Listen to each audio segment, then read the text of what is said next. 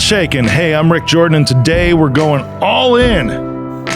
We had some pretty significant weather impacts into flights. I was actually on a flight too, had to change my flight coming back from New York to Chicago just to make it in time before this big thing hit. And that was interesting, okay? But no one got hit as hard. I mean, all the airlines, United, Delta, American, even Spirit, right? Frontier and all that. Nobody got hit as hard with their schedule and impact to their flights as Southwest did. And even many, many days later, still, Southwest has difficulties trying to get back on track.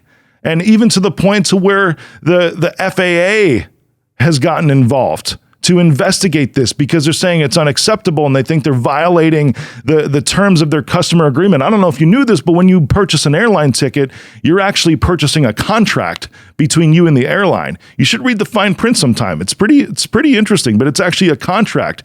It's called I think it's like a passage contract or carrier contract or something like that. But it is a contract between you and the airline when you purchase this airline ticket, when you purchase the fare. It's really interesting. And there's a lot of things that kind of slip into the fine print. So take a look at that. But here's what I'm looking at, right? Because so many people, and I don't get this because I'm just going to flat out say this. I hate Southwest.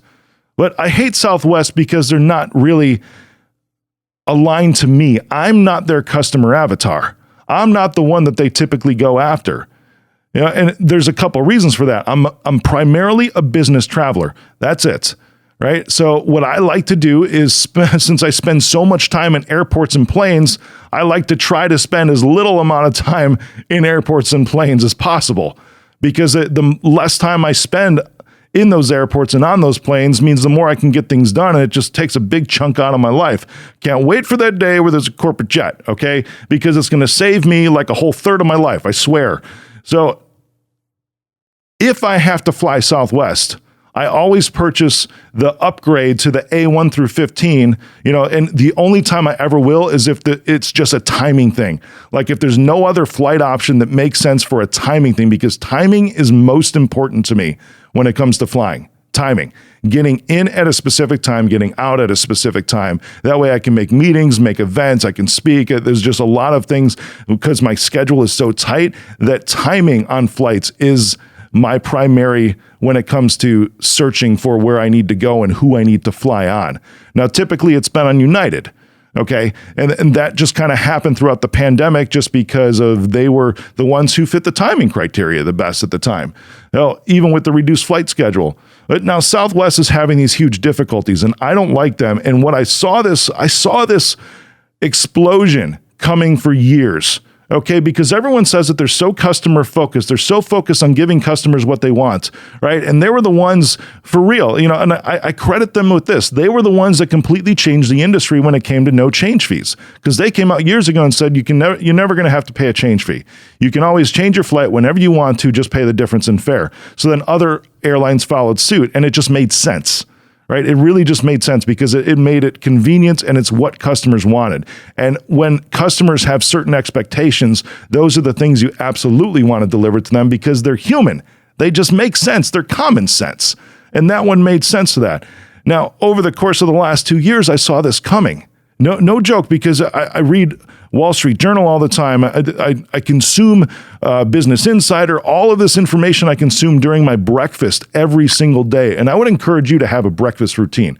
You know, if you don't think that you eat or that you don't eat breakfast, you know what, fasting, if you're doing 16-8 or something like that, cool. That's fine, skip it. But set aside some time to consume information about what's going on in the world, especially as it pertains to you, because it's going to level up your knowledge of just the inner workings of everything in life. It really will.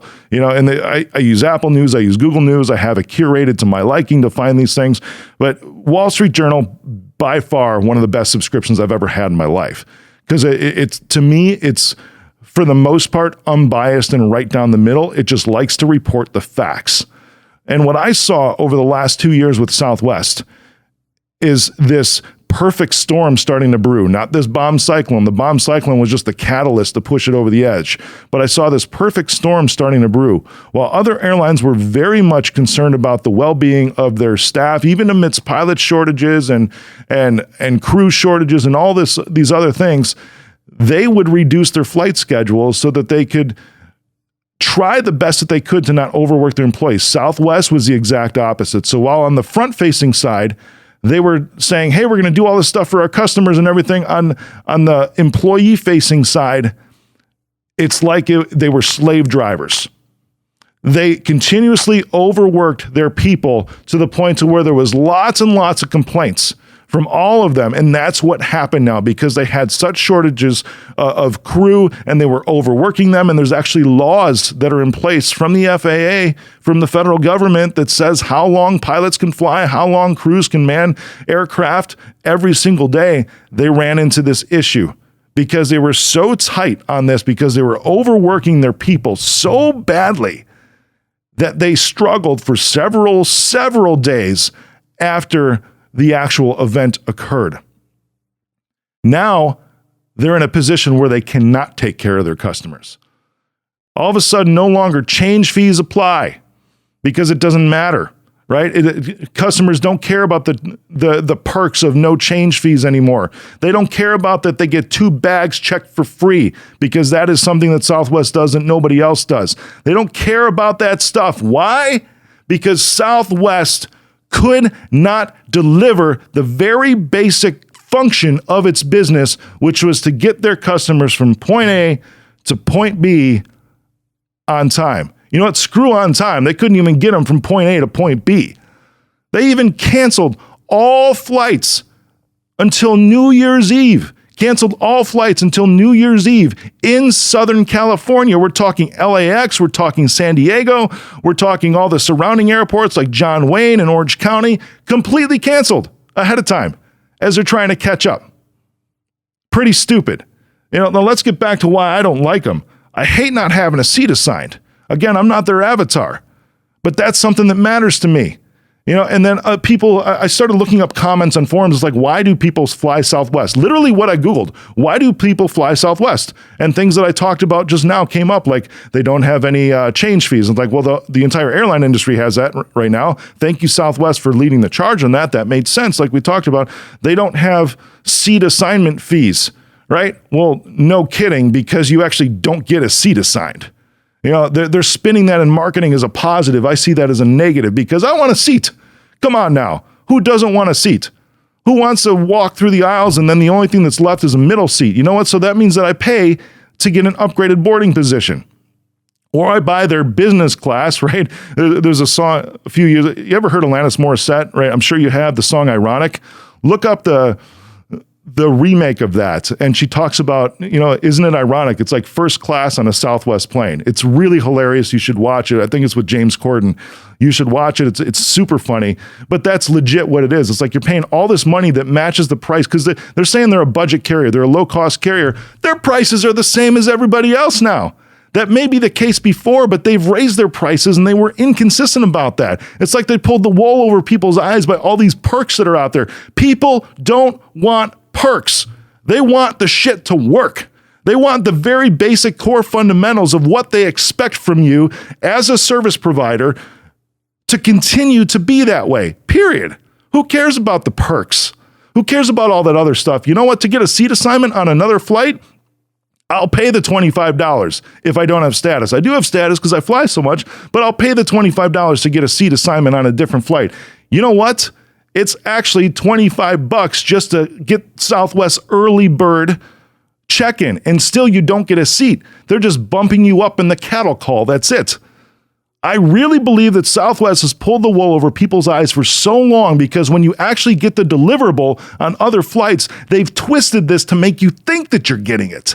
And now it's caught up with them for the past several years. So I'm thinking of several different examples and lessons out of this that everybody who is ever in business or even in customer service or works for another business should keep in mind. Eventually, the crap you spew will catch up with you. I like that line. That just came to me right now. Eventually, the crap you spew will catch up with you.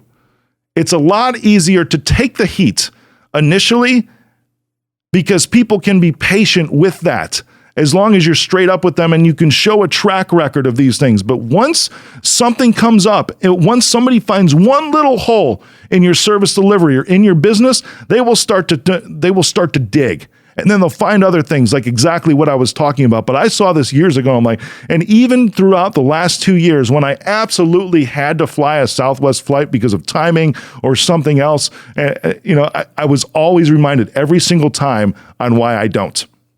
The first time I remember, like 2 years ago, I got on and the pilot couldn't adjust his seat. We had to get a freaking new whole damn airplane just because the pilot couldn't adjust his seat back like a half an inch. The thing was stuck right there. Great.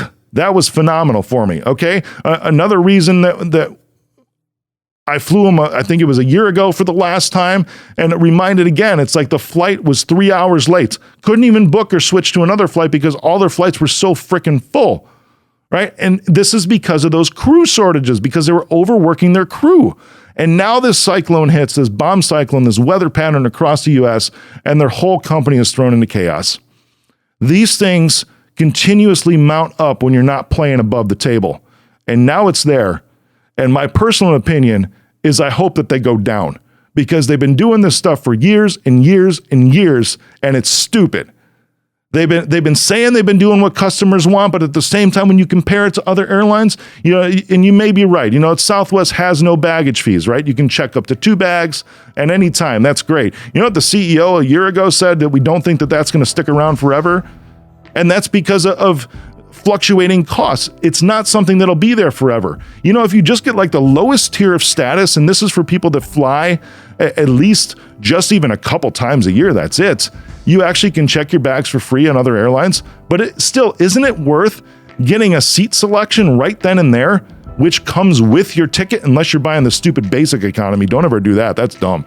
Just buy the regular economy ticket. You get to select a seat on every other airline except Spirit and Frontier. Okay, I'm talking the big 3, United, American, and Delta. You get a seat selection because that's what people want. That's what they expect. First and foremost, though, they expect you to be able to get from point A to point B. I've seen other airlines bend over backwards to try to rebook people, especially as it was over this weekend to where it was just insane weather, and try to still fulfill. And Southwest just kind of threw their hands up in the air and said, nope, we're just going to cancel flights. Sorry, we can't do that. There's no way that we can catch up. You're screwed. You're stuck. And all these people got stranded. My lessons out of this is, 1, stick to what works. If people are performing consistently, go with that, right? Who cares about saving money when it costs you the end result? Did you hear me? Who cares about saving money when it costs you the end result? That's what I'm throwing out there today. And that's both on the customer side, but that's also on the provider side. So if you're out there, if you have a business or if you work for anybody else, remember that your obligation, your ethical obligation, is to continuously deliver that core, fundamental, foundational service, product, whatever it is, in a condition that your customers expect. The perks might be able to differentiate you on top of that, but if you fail in your core, your business is going under, period. So do what your customers expect of you. Stick with your core business. That's the only way for you to go all in.